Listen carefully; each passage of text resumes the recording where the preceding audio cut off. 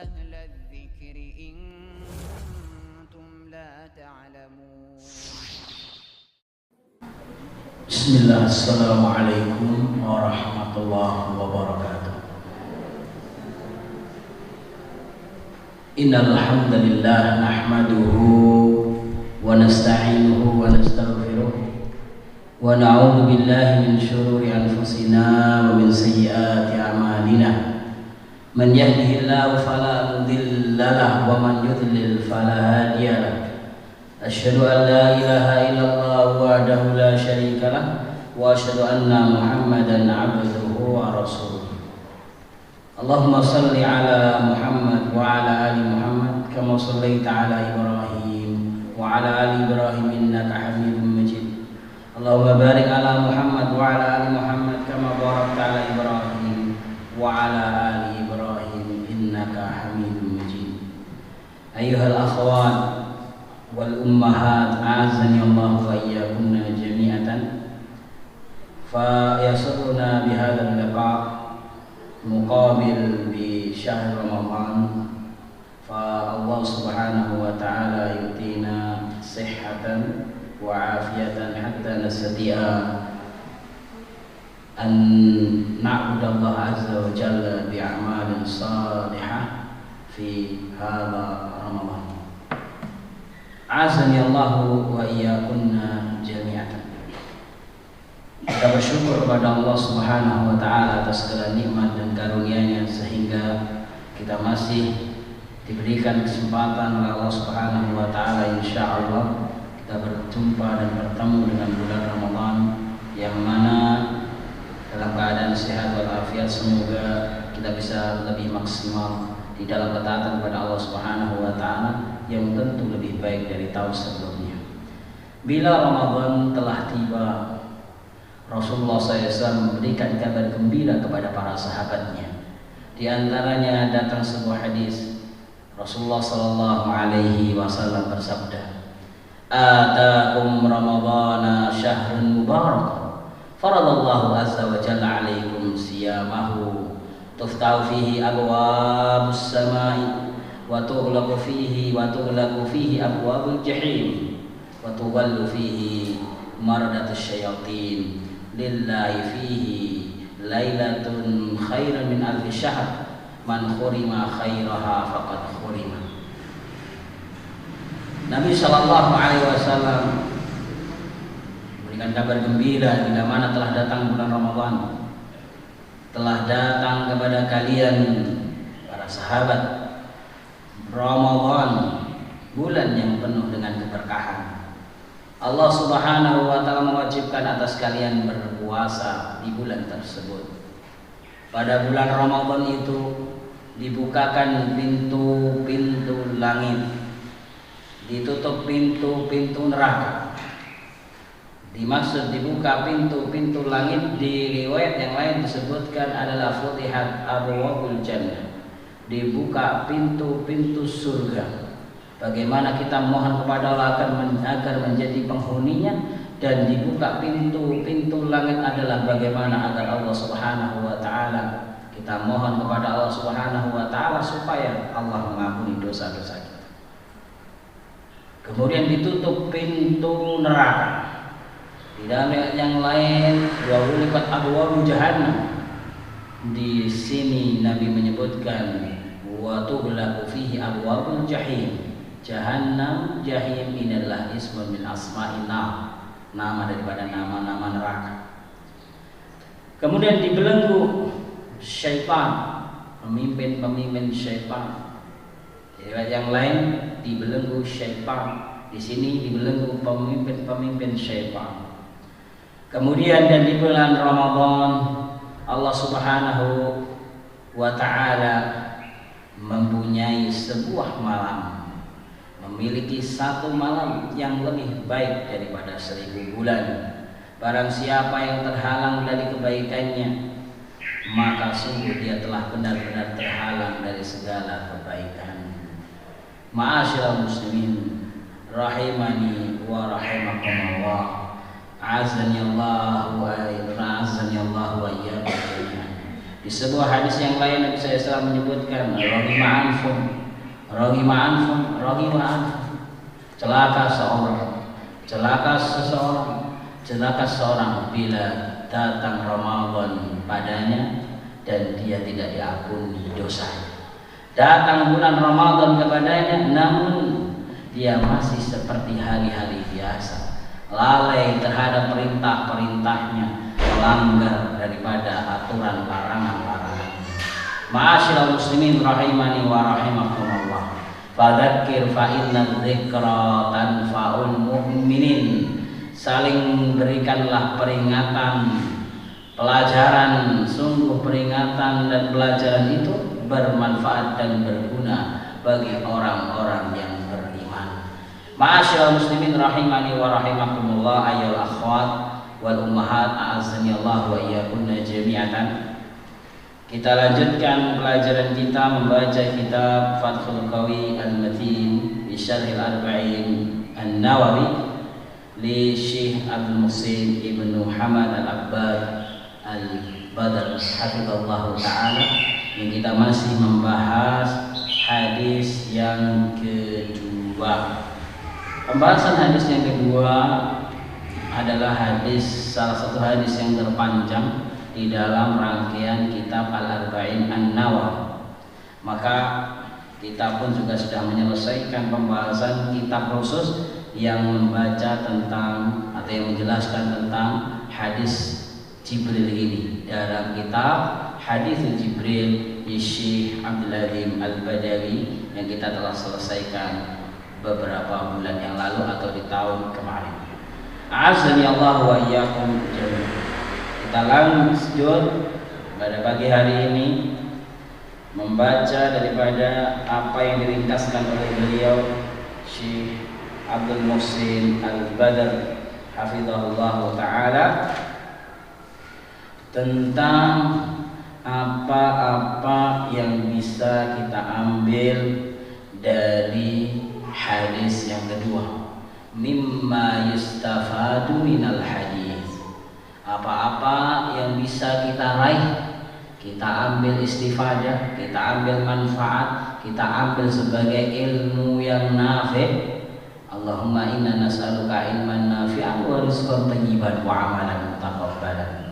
Qala al-musannif rahimahullahu ta'ala, mimma yustafadu minal hadis, apa yang bisa diambil faidah dari hadis Jibril atau hadis kedua yang ada di dalam kitab Al-Arba'in An-Nawawi, hadis yang diriwayatkan Umar Ibn Khattab radhiyallahu ta'ala.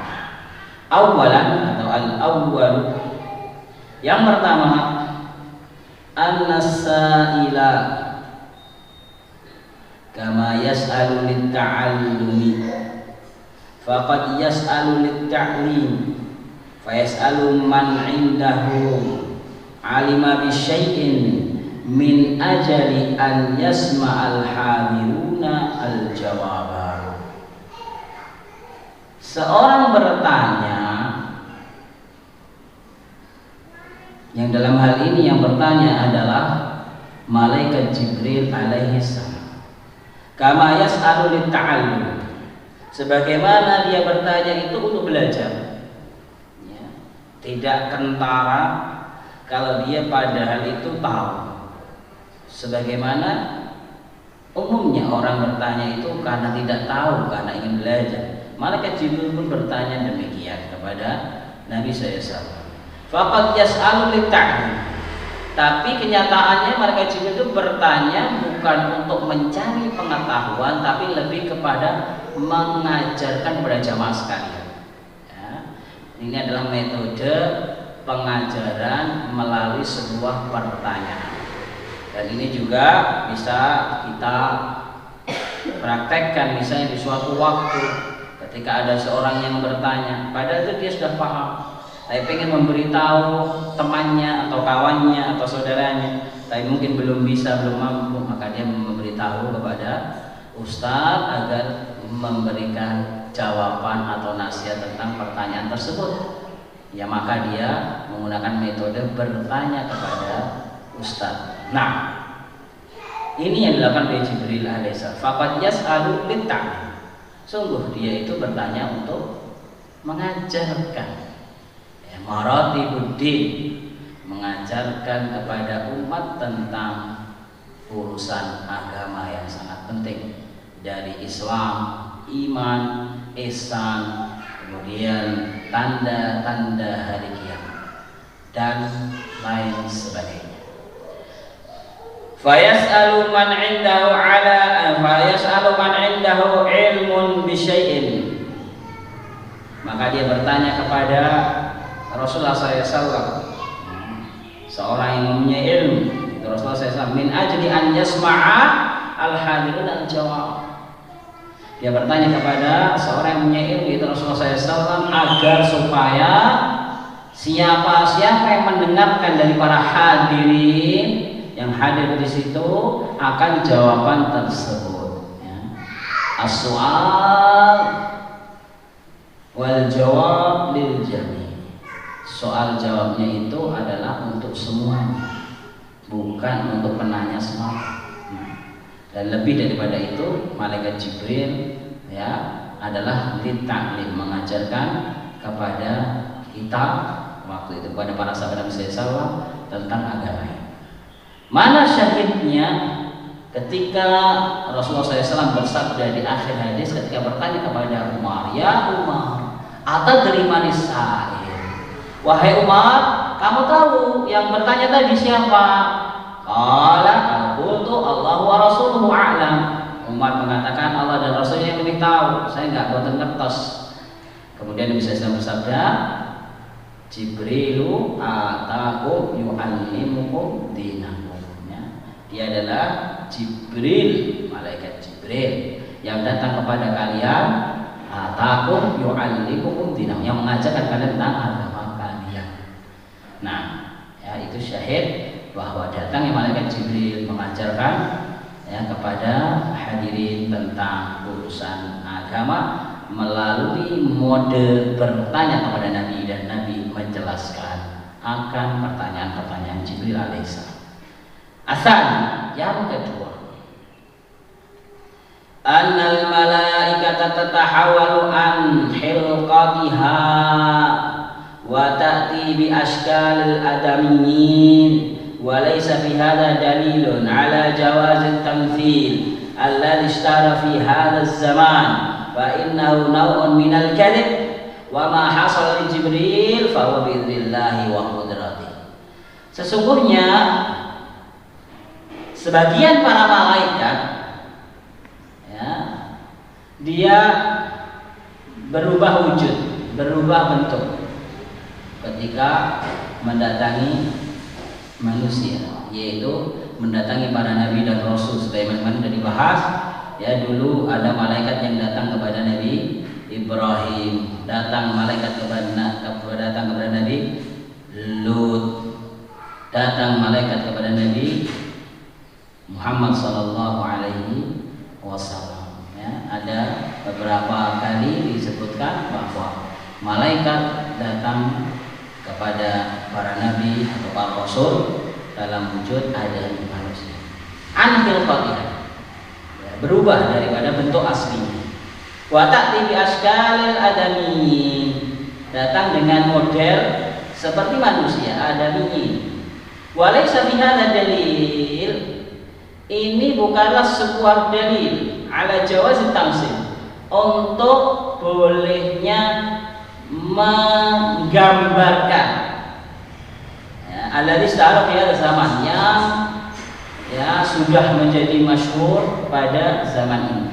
Jadi perubahan bentuknya malaikat kemudian digambarkan dalam gambar-gambar yang ada, misalnya buat buku kisah Nabi didatangi malaikat, kemudian di situ digambarkan malaikat dalam wujud manusia berjubah putih, ya, bersorban putih, tinggi besar, maka ini tidak boleh, ya.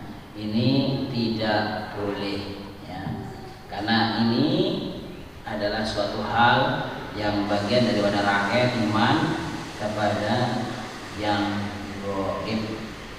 Malaikat-malaikat Allah Subhanahu wa taala bagaimana bentuknya, maka Nabi dan Rasul yang mengetahuinya. Dan Rasulullah SAW melihat malaikat Jibril dalam bentuk aslinya tidak setiap hari, ya, tidak setiap hari. Disebutkan kemarin ada beberapa waktu dan tempat, ya, ketika Rasulullah SAW melihat malaikat Jibril dalam bentuk asli. Nah, walaysa fi hadza dalilun ala jawazit tafsir. Dan ketika Allah mengizinkan malaikat-malaikat tadi berubah bentuk ketika menemui sebagai para nabi dan rasul, ini tidak menjadi dalil bolehnya menggambarkan malaikat tadi dalam wujud manusia. Fa innahu naw'un minal kadhib. Kalau seorang menggambarkan atau ya memperagakan gambar, dan itu disebut ini malaikat Jibril seperti ini malaikat Mikael seperti ini malaikat Israfil seperti ini malaikat Maut seperti ini malaikat Ridwan seperti ini, dan lain sebagainya daripada nama-nama malaikat, ya. Maka kata Syekh, fa innahu naw'un minal kadhib. Sesungguhnya itu bagian daripada dusta. Itu bagian dari dusta. Wa ma hasala li Jibril fa huwa bi idznillah wa qudratihi. Adapun apa yang dilakukan Jibril alaihissalam dalam hadis tersebut, Rasulullah didatangi malaikat Jibril dalam bentuk ya seorang yang rambutnya hitam pekat, ya, bersih, ya, siap menuntut ilmu, ya, itu model demikian itu adalah fahuwa biidznillah. Itu atas kehendak Allah, atas izin Allah wa qudratihi, dan kehendak Allah Subhanahu wa taala. Jadi tidak semua waktu malaikat-malaikat tadi bisa berubah bentuk seperti manusia. Nah, jadi semua atas izin Allah Subhanahu wa taala. Maka tidak boleh mentamtsil, memperagakan dan menggambarkan dalam bentuk gambar, ya, malaikat Allah Subhanahu wa taala. Asal yang ketiga, bayanu adabil muta'allim indal mu'allim. Dari kisahnya Jibril alaihissalam kita mengetahui, kata Syekh, penjelasan contoh daripada adab-adab al-muta'allim, seorang penuntut ilmu, indal mu'allim, di sisi seorang guru, seorang mu'allim. Bagaimana kesiapan seorang di dalam belajar dan lain sebagainya, bagaimana kerapian seorang yang akan belajar, ya, dan bagaimana perhatiannya kepada sang pengajar. Maka malaikat Jibril alaihissalam yang memberikan contoh real kepada para sahabat Nabi SAW, begini loh cara belajar, ya, menuntut ilmu agama di hadapan sang guru yang pada waktu itu kepada Rasulullah Sallallahu Alaihi Wasallam mendekat dan lain sebagainya, sampai disebutkan fa asnada rukbatayhi ila rukbatayhi, malaikat Jibril dekat sekali dengan Nabi Sallallahu Alaihi Wasallam. Maka disitu menunjukkan bahwa di dalam menuntut ilmu agama maka khairus sufuf awwaluha, yang terbaik adalah yang paling dekat dengan sang pengajar. Nah, azani Allah wa iyyakum jami'an. Kemudian yang berikutnya ar-rabi'u, yang keempat, qala al-musannif rahimahullahu ta'ala, qala al-musannif hafizahullahu ta'ala, annahu inda ijtima'il Islam wal iman yufassar al-Islam bil umur al-zahirah wal iman bil umur al-batinah. Sesungguhnya jikalau digabungkan antara kalimat Islam wal iman, ya, dalam satu waktu, disebutkan antara Islam dan iman dalam satu waktu, yufassar, maka diketahui atau dimaknai al-Islam bil umur al-zahirah. Islam itu mencakup urusan-urusan yang lahiriah, zahiriyah, ya, tentang syariat, ya, apa-apa yang kita lakukan dan apa-apa yang kita tinggalkan, ya, sholat kelihatan, puasa, zakat, haji, dan lain sebagainya daripada amal-amal soleh dan kewajiban-kewajiban yang kita tunaikan. Wal iman bil umur al batinah. Adapun iman ini mencakup urusan-urusan batin, masalah keyakinan. Ya, al iman adalah masalah keyakinan. Iman billah wa malaikatihi wa kutubihi wa rusulihi wal yaumil akhir. Kemudian wa tu'mina bil qadari khairihi wa syarrihi. Jadi demikian. Para ulama membuat sebuah kaidah, idza ijtama'a iftaraqa wa idza iftaraqa ijtama'a. Islam wal iman itu kalau bersanding, ya, idza ijtama'a iftaraqa, maka punya makna sendiri-sendiri. Islam bermakna al-umur al-zahirah, wal iman bermakna al-umur al-batinah. Itu kalau bersanding. Tapi kalau sendiri-sendiri, ya, maka idza iftaraqa istama. Ya, jika dia sendiri-sendiri, maka dia meliputi antara satu dengan yang lain makna yang sama. Seorang mukmin adalah seorang muslim, seorang muslim adalah seorang yang mukmin. Nah, asanallahu wa iyyakum jami'an. Kemudian yang berikutnya jemaah sekalian, azanillahu wa iyyakum jami'an, al-khamisu al-bada'u bil aham fal aham. Ya, al-bada'u bil aham fal aham. Li'annahu budi'a bis syahadatain fi tafsir al-Islam wa budi'a bil imani billah fi tafsir al-iman. Sesuatu yang kita tunaikan, yang kita lakukan, itu dimulai dari yang paling penting, kemudian yang penting, yang penting, yang penting, yang penting. Ini adalah seorang muslim, ya. Bagaimana dia bisa memprioritaskan sesuatu yang dia lakukan. Bila mana ada kewajiban yang belum tertunaikan, kewajiban dulu ditunaikan, baru yang lain. Prioritas, ya, prioritas. Bagaimana seorang harus meninggalkan larangan-larangan Allah, dan tidak ada hal-hal yang diharamkan, maka dia harus tinggalkan. Prioritas, ya. Maka contohnya di dalam keseharian, ya, di dalam mendapatkan laba dan hasil, misalnya ketika dia harus menerjang larangan-larangan Allah yang kelihatannya labanya menggiurkan, tapi di situ mengandung larangan-larangan Allah, misalnya, mau kita tinggalkan. Ya, Nabi Shallallahu Alaihi Wasallam bersabda, berikan semangat kepada kita semuanya, manakala kita dihadapkan sebuah hal-hal yang diharamkan Allah, ya, kemudian dia seakan-akan menyenangkan diri kita, ya, tapi kita takut akan azab Allah Subhanahu Wa Taala karena ada hal yang dilarang. Maka Nabi SAW mantara kasyai'an lillah awwadallahu bihi khairan. Siapa yang meninggalkan larangan Allah karena Allah, ya, dia tinggalkan itu larangan karena Allah, dia mengerti ini dilarang, ini tidak boleh, ini haram, dia tinggalkan, ya, maka apa? Allah Subhanahu Wa Taala akan ganti yang lebih baik, ya. Contoh ringan tapi berat dan banyak di sekitar kita.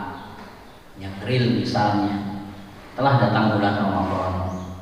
Kewajiban bulan Ramadan adalah berpuasa Ramadan. Kemudian kita transaksi misalnya di tengah siang hari di bulan Ramadan, ya, yang menjadikan orang meninggalkan perintah puasa dan lain sebagainya, ya. Dia adalah orang yang tidak punya udzur puasa.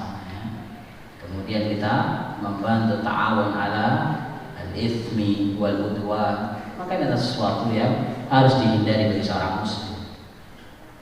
Kesempatan bulan Ramadan, jualan ramai dan lain sebagainya, maka kita, ya, minimalisasi dengan apa? Jualan di waktu setelah siang sore, kemungkinan besar untuk berbuka dan lain sebagainya. Nah, azanillahu wa iyyakum.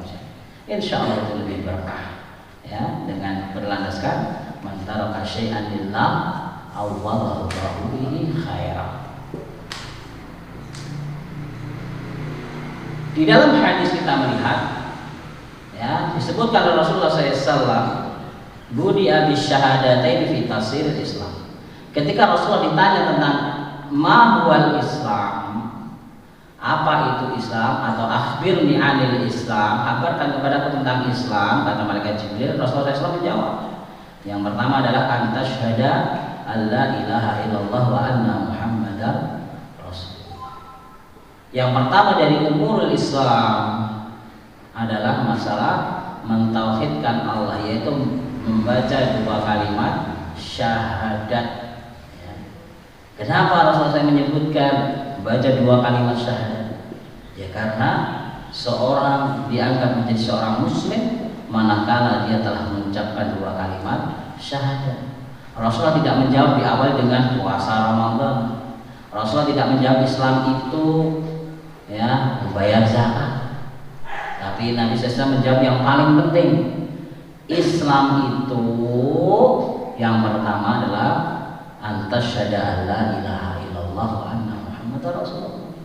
Engkau mempersaksikan, ya mengucapkan, ya memperhatikan apa-apa yang harus dilakukan seorang yang telah mengucapkan, yaitu mentauhidkan Allah Subhanahu wa taala dan mutabaah al-ittiba ila Rasulullah SAW. Kita sudah mempersaksikan asyhadu an la ilaha illallah wa asyhadu anna muhammadar rasulullah. Aku bersaksi bahwasanya tidak ada sembahan yang boleh disembah, tidak ada sembahan yang benar disembah melainkan Allah Subhanahu wa taala, dan aku mempersaksikan bahwasanya Nabi Muhammad adalah utusan Allah Subhanahu wa taala.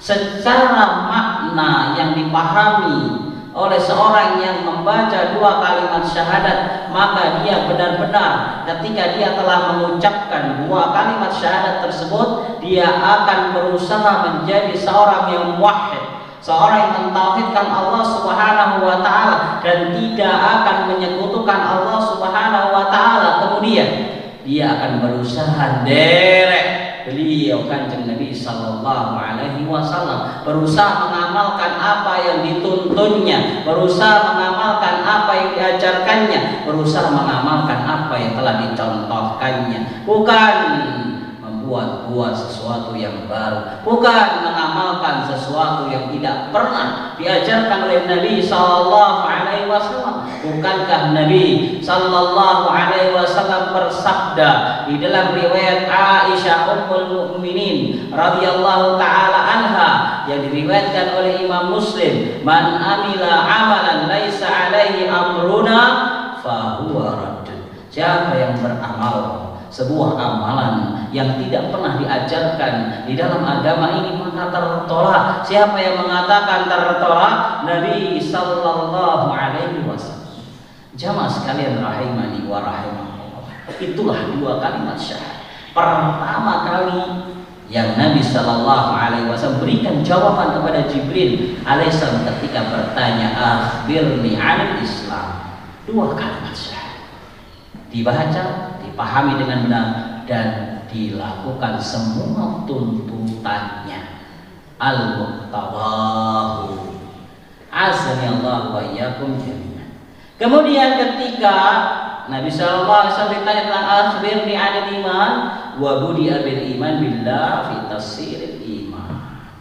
Kemudian ketika Nabi sallallahu alaihi wasallam ditanya tentang iman, Nabi sallallahu alaihi wasallam menjawab yang pertama kali adalah al-imanu billah, antu'mina billah. Engkau beriman kepada Allah Subhanahu wa taala. Ya. Yang pertama beriman kepada Allah Subhanahu wa taala sudah pernah kita bahas ya di pertemuan sebelumnya. Yang pertama adalah al-imanu biwujudillah. Iman bahwasanya Allah Subhanahu wa taala itu ada. Ya, Allah Subhanahu wa taala itu wonten. Itu yang pertama, Allah itu ada. Ya, kemudian yang kedua al-iman bi rububiyyatillahi ta'ala, iman kepada rububiyah Allah, Allah al-Khaliq, Allah al-Mudabbir, Allah ar-Razik. Allah itu zat yang menciptakan kita, Allah zat yang mengatur kita, Allah zat yang memberikan rezeki kepada kita. Maka Apabila kita takut kehilangan rezeki, maka tauhid rububiyah kita perbarui. Bukankah kita adalah manusia yang diciptakan oleh Allah Subhanahu wa taala? Maka Allah telah menanggung rezeki kita. Selama rezeki kita masih diberikan oleh Allah Subhanahu wa taala, maka kita akan hidup ya dengan ikhtiar yang kita lakukan. Allah Subhanahu wa taala berfirman, "Wa ma min dabbatin fil ardi illa 'alallahi rizquha." Tidaklah ada yang hidup di muka bumi ini kecuali Allah Subhanahu wa taala yang membagi rezeki kepadanya. Azani Allah wa iyyakum jami'an. Kemudian yang ketiga berkaitan dengan iman kepada Allah. Setelah iman dengan wujudnya Allah, iman dengan rububiyahnya Allah, kemudian yang ketiga adalah al-imanu bi uluhiyatihi. Iman bahwasanya hanyalah Allah semata Tuhan yang boleh disembah. Iman bahwasanya Allah Subhanahu wa taala semata yang berhak disembah, dan tidaklah kita sedikit pun sekalipun menyekutukan Allah Subhanahu wa taala. Kemudian yang terakhir bagian daripada iman kepada Allah adalah al-iman bi asma'i wa sifatihi. Iman terhadap nama dan sifat Allah Subhanahu wa taala, dan semua nama Allah Subhanahu wa taala itu bagus. Semua nama Allah Subhanahu wa taala itu indah. Semua nama Allah Subhanahu wa taala sesuai dengan kemahatinggian Allah Subhanahu wa taala, yaliqu bi jalali, sesuai dengan ketinggian Allah Subhanahu wa taala. Walil asmaul husna, dan Allah Subhanahu wa taala memiliki nama-nama yang indah dan bagus. Fad'uhu biha, maka kalian berdoalah dengan menggunakan nama-nama tersebut. Ini adalah salah satu perintah Allah, kita boleh atau disyariatkan bertawassul dengan nama-nama Allah Subhanahu wa taala.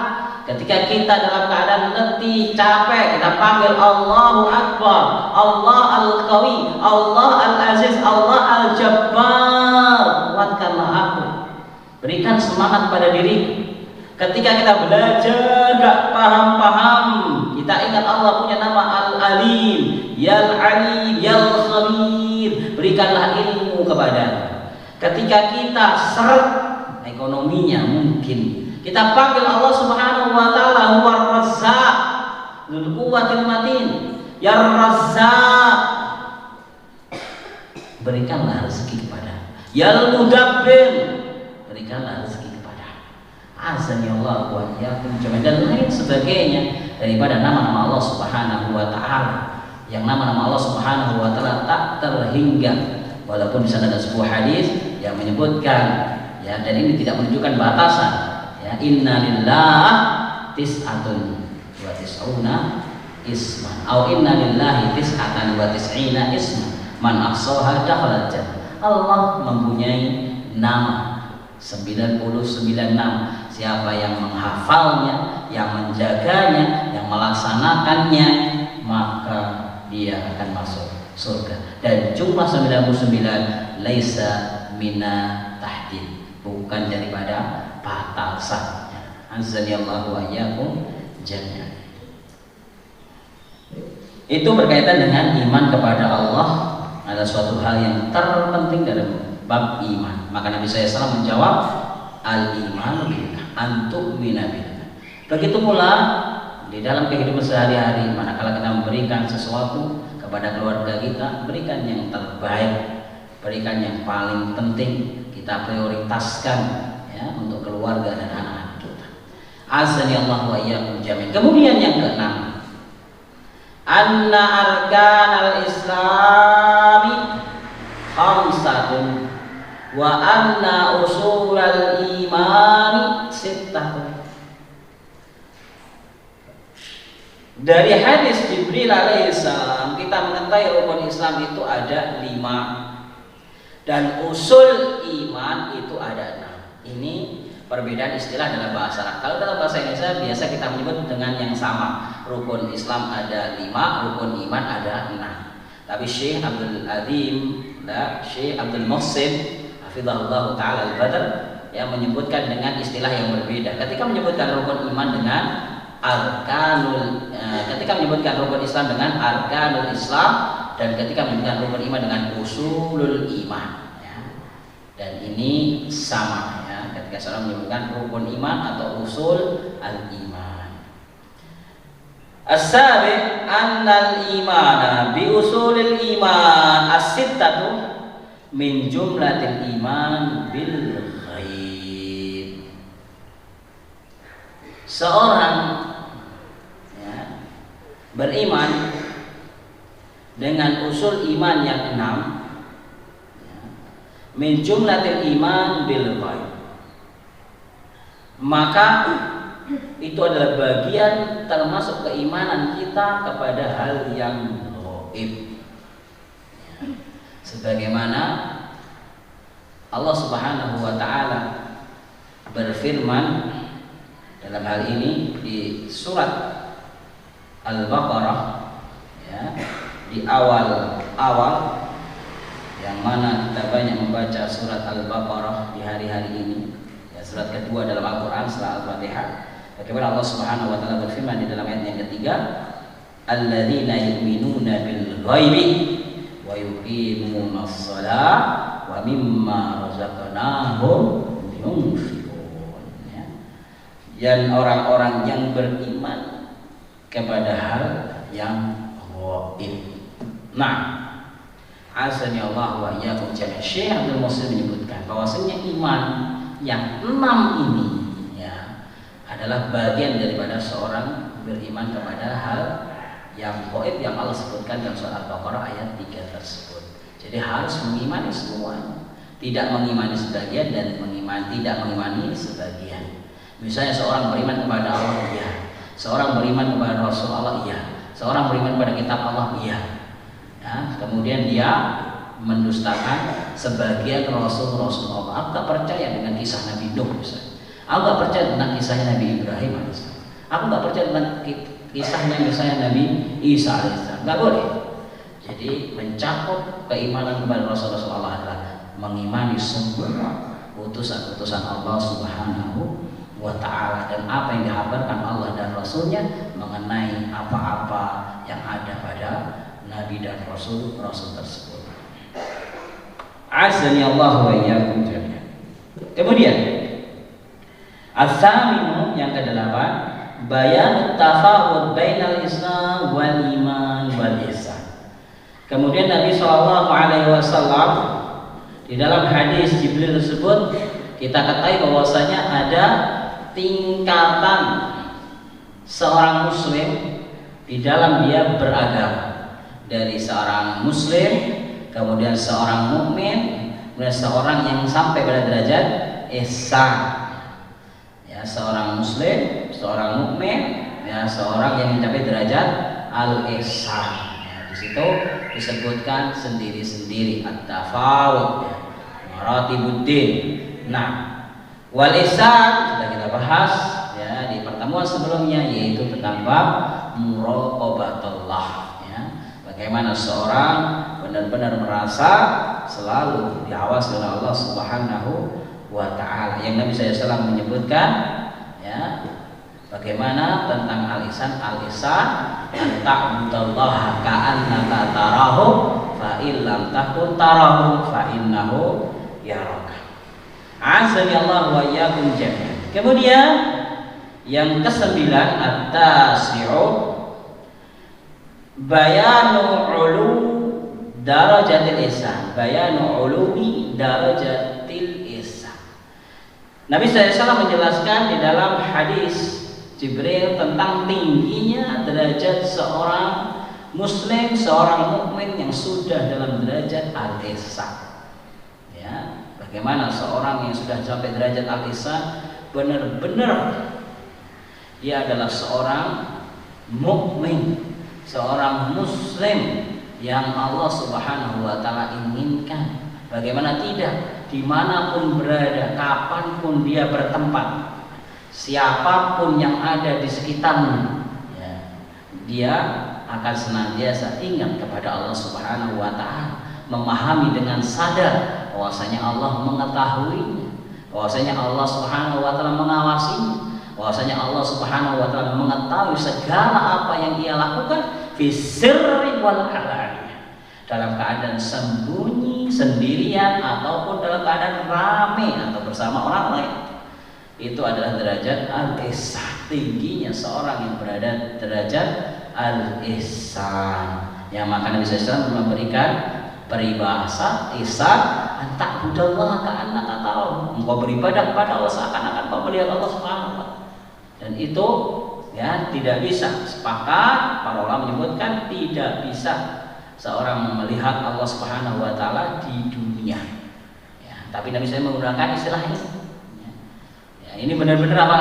Kita benar-benar merasa dengan sadar.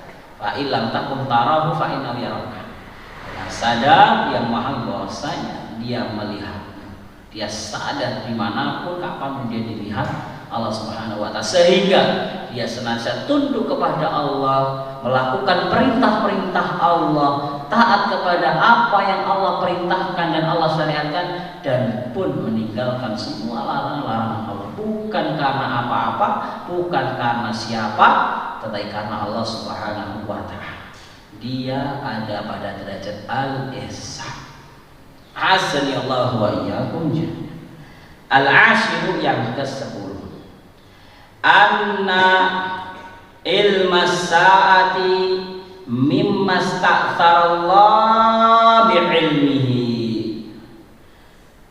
Ketika Nabi SAW ditanya tentang kapan terjadinya hari kiamat, Malaikat Jibril bertanya, mata sa'ah,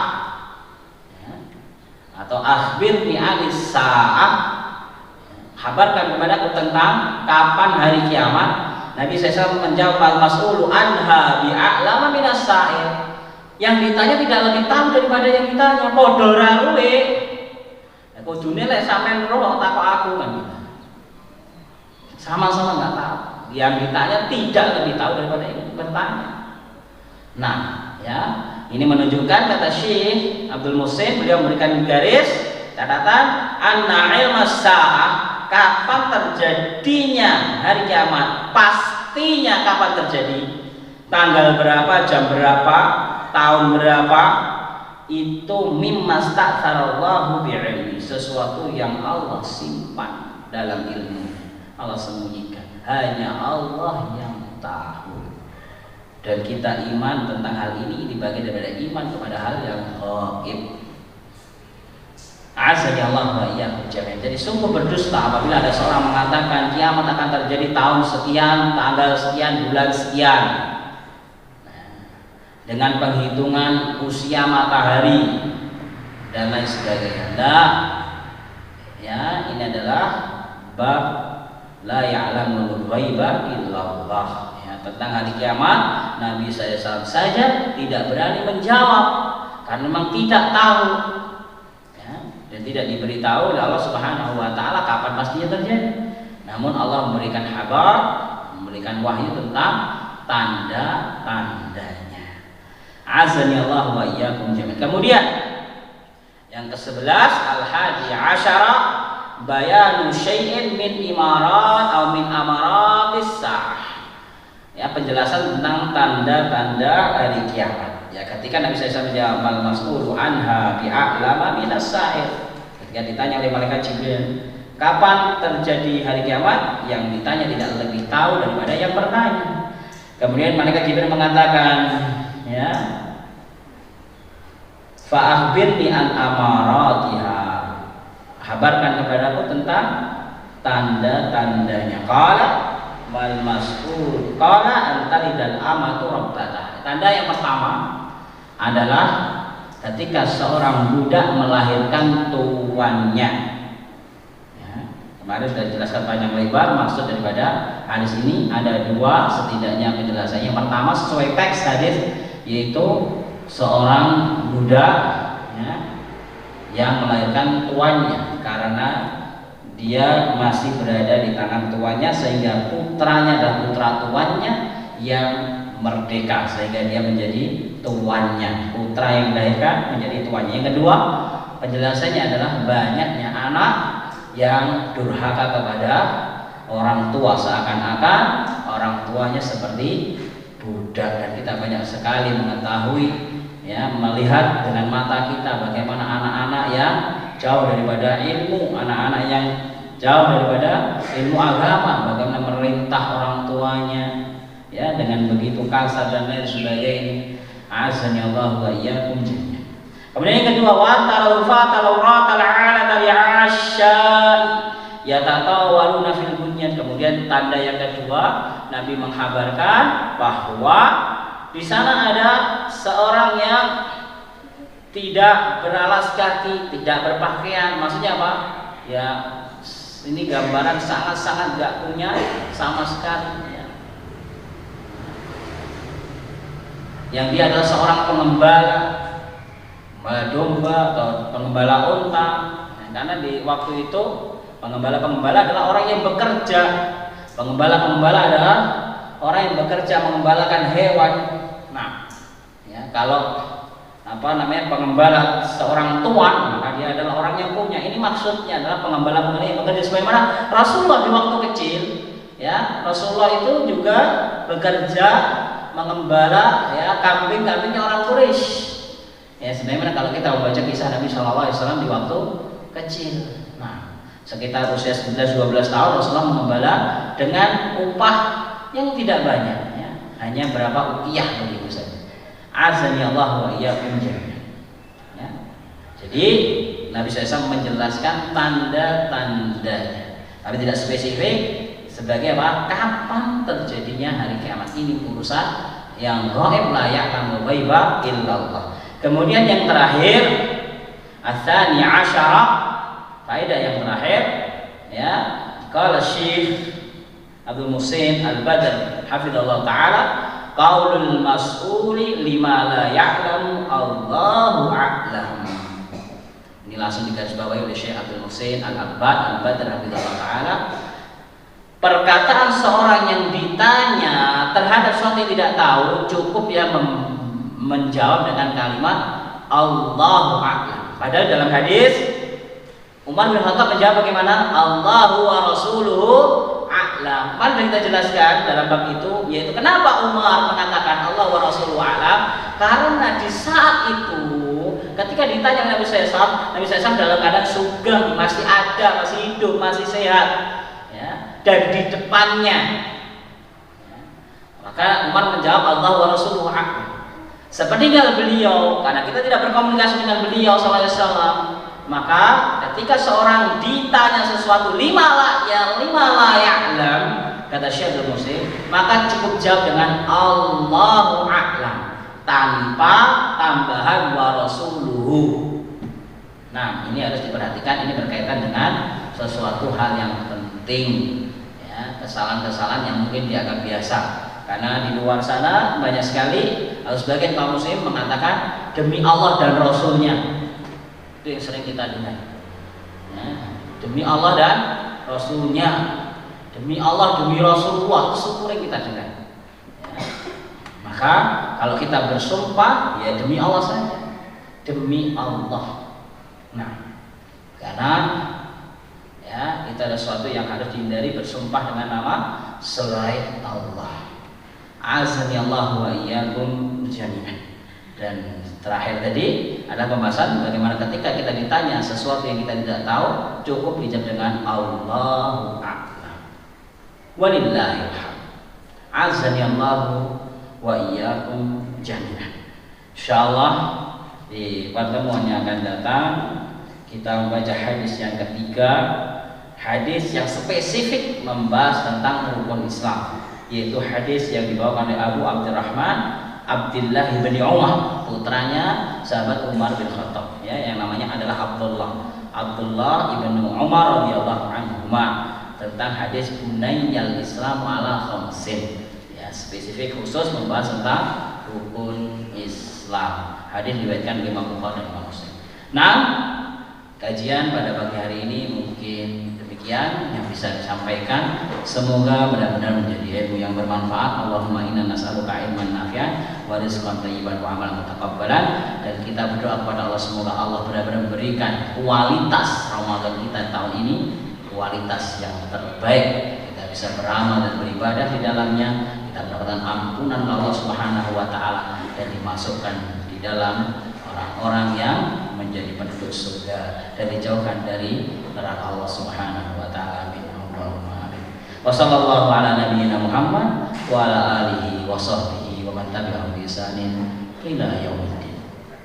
Nah, mungkin ada pertanyaan? Alhamdulillah. Kalau tidak ada juga alhamdulillah.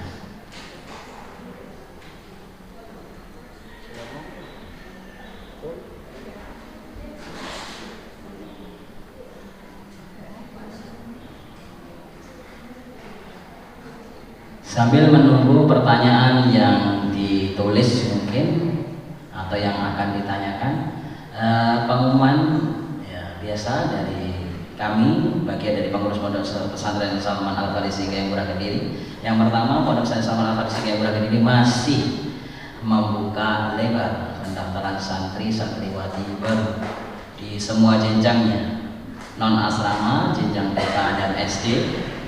PAUD, TK dan SD mulai usia 3 tahun ya, kemudian asrama mulai SMP, SMA dan di atas SMA untuk putri dan jenjang SMA untuk putra. Kemudian yang kedua adalah undangan kajian bersama di Pondok Pesantren Salman Al Farisi sekalian berbuka bersama setiap hari Selasa dan Jumat. Untuk hari Jumat insya Allah setiap hari Jumat kajian bersama Ustaz Abu Ahmad Abdul Azim Al-Ghayami hafizallahu ta'ala. Adapun yang hari Selasa bersama para asatidzah internal dari Pondok Salman.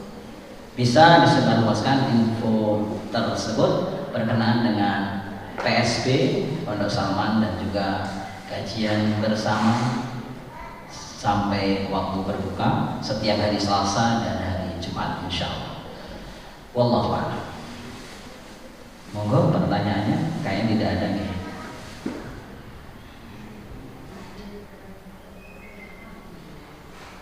Tidak ada pertanyaan, panitia? Tidak ada, masya Allah, alhamdulillah. Oh ada. Kata saya sampun puasa sudah lemes banget. Ya terus terang, Ustadz dari poso, makanya saya perlu banter ngomong ini. Terus terang loh.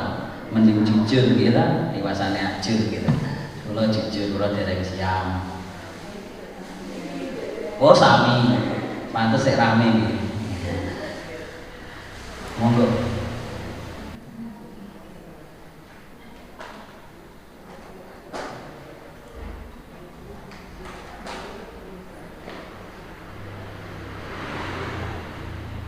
Assalamualaikum warahmatullahi wabarakatuh. Semoga Allah karuniakan kesehatan dan kemudahan bagi Ustadz, keluarga dan kaum muslimin semuanya di dalam menjalankan ibadah Ramadan nanti. Amin, amin, amin. Matur suwun jazakumullah khairan.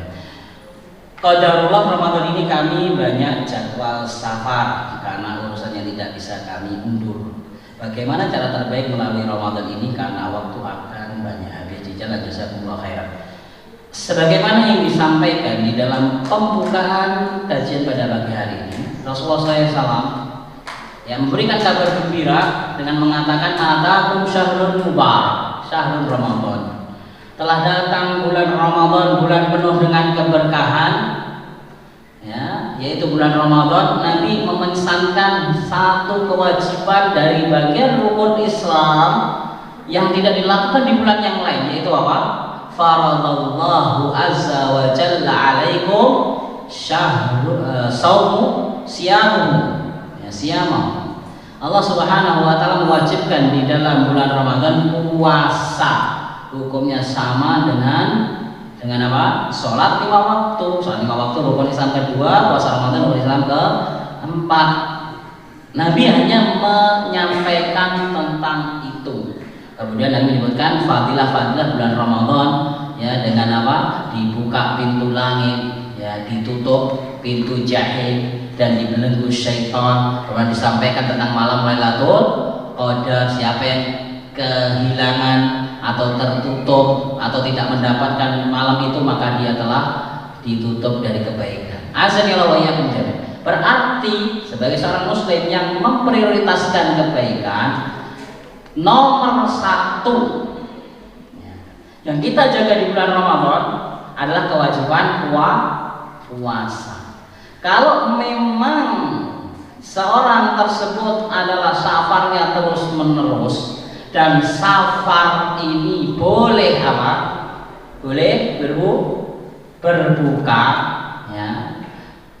Statusnya boleh, bukan harus. Ya. Apalagi safarnya dengan naik mobil yang ber-AC, kemudian naik pesawat, ya. Ya, kalau memang nanti akan membatalkan puasa yang banyak, kok eman. Ya. Jadi ketika jenengan tidak membatalkan puasa, maka itu yang terbaik. Ya. Tapi di suatu waktu panjenengan kelelahan dalam safar, ya Allah membolehkan.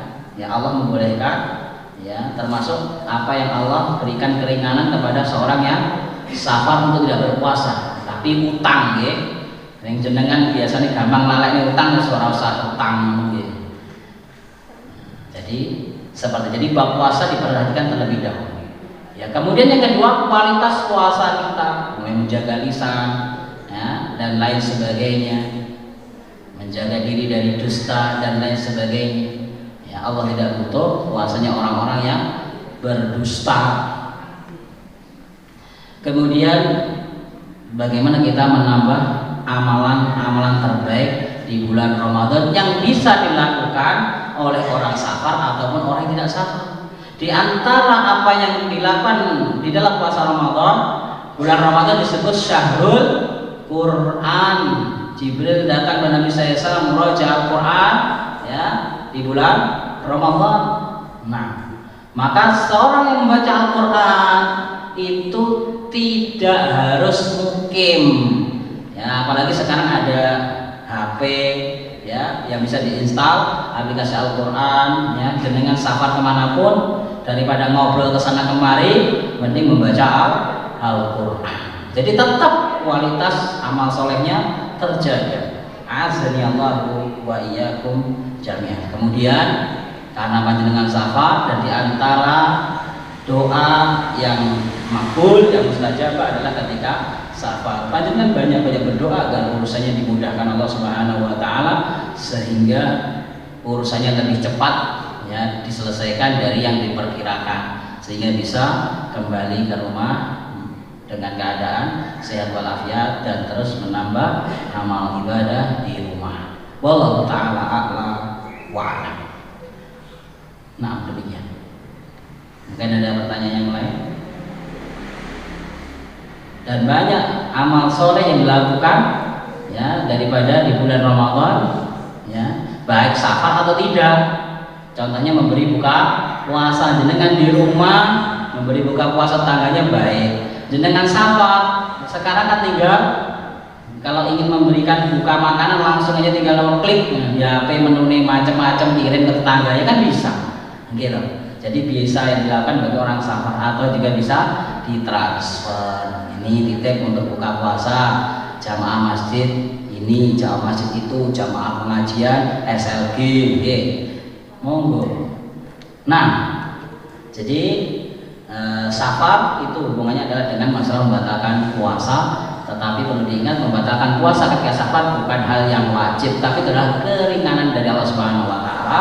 Apabila kita masih mampu puasa dan diperkirakan safarnya terlalu banyak, dan diperkirakan kita orang yang berat melunasi puasa atau membayar hutang puasa, maka tetap berpuasa tentu lebih baik. Wallahu taala a'la wa a'lam wa jazakumullahu khairan. Soal berikutnya. Sampun.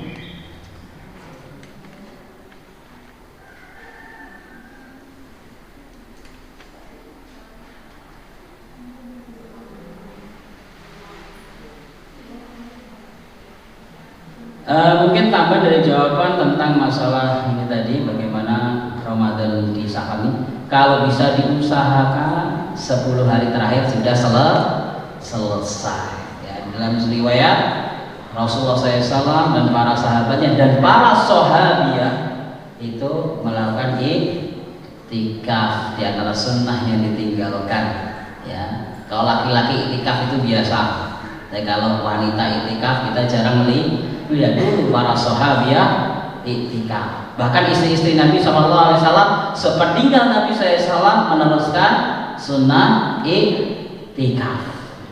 Dan itikafnya para sahabat itikaf belum. Ya kalau kita nggak bisa belum ya mungkin malamnya saja beritikaf, siangnya beraktivitas.